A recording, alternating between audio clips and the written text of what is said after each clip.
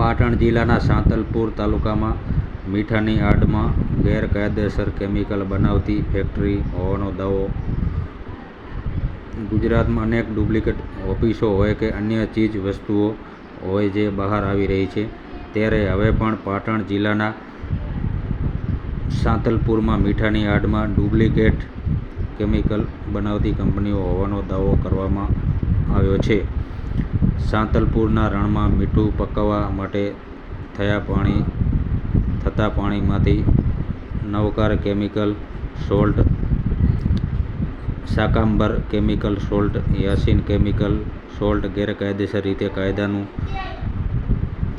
ઉલ્લંઘન કરી કેમિકલ બનાવી રહી છે અને ગરીબોના ઘરના મજૂરી કામે જતા વ્યક્તિઓના જીવ પણ જોખમમાં મૂકી રહી છે.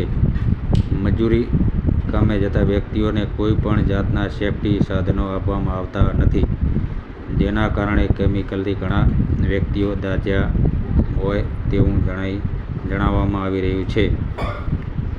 આ મામલામાં તંત્ર હજુ પણ કોઈ પગલાં ભરશે કે પછી મૌન સેવી રાખશે? હાલ અનેક સવાલો ઉઠી રહ્યા છે. જેલ સાંતલપુરના રણમાં મીઠાની આડમાં ગેરકાયદેસર કેમિકલ બનાવતી ફેક્ટરીઓ જોવા મળી રહી છે.